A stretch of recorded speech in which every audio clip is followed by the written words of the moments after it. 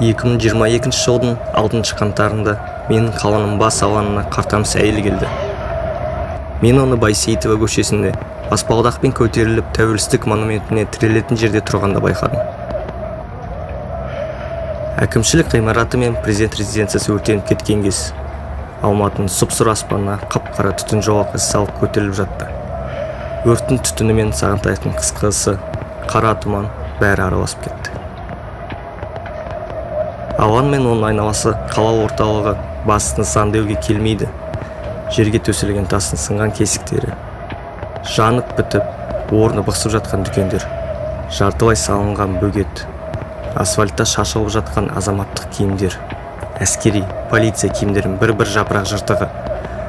Болғанған дәке, тек күлі қалған көліктер, олардың біреу төңкеріліп жатыр. Бұлардың бәрі ақыр замандағы шайқас алаңын еске салатындай. Апа мына ат шаптырым алаңда түгел күл қоқыстан, автомат, мылтық оғы, жарық жолы граната қалдықтары мен әйнек сынықтарынан төгілген қаннан тазалап біте алмасын ұқты. Сөйте тұра, мына қиранды мен астан кестен шыққан әлемнің ортасында тұрып, тым болмағанда алаңның бір бөлігін тазартқысы келсе керек. Қолына сықпырғышпен қалақ ұстап, жұмысқа белсене кірісіп кетті. Бір қадамнан кейін келесі қадам, бір метрден кейін келесі метр, ол солай алаңды шетінен тазалай бастады. Апа асфальтта шашылып жатқан пластик құтылары, темекі тұқылы, оқ қалдықтары мен қанға бөккен киімдер жинады. Бір қадамнан кейін келесі қадам, бір метрден кейін келесі метр. Ол кейде бой жылыту үшін үйіліп тұрған адамдардың жанына келеді. Олар оған ыстық шай құйып береді. Жиналғандар жасы бар, орта жастағысы бар, қартамысы бар. Тәуелсіздік монументінің жанында тұрып, қазақша орысша атпа, ұрма, біз террорист емеспіз деп хормен мәнерлеп айтып жатты.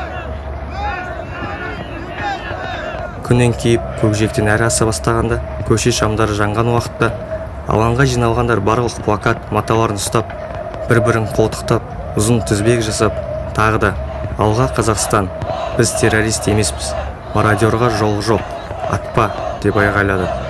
Алаңдағылар әнұран айта бастағанда, бағанағы қарт кісінің тағы көзім шалды. Ол қолындағы сыпырғышын қойып, бейбіт адамдардың қатарына тұра қалып, әнұранды қосыла айтты.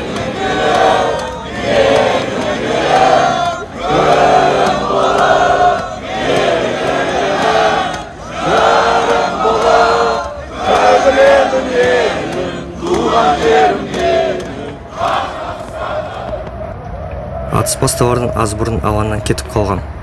Алаңда қанды қырғын басталғанда, апа ол жерде болмады деп үміттенемін. Оған ештеңе болмай, сау күйінде басқа аман қалғандармен кетіп үлгерді деп үміттенемін. Ол апа болашақта Алматының тап-таза алаңда көптеген келісті, еркін адамдар жүргеніне куә болады деп үміттенемін.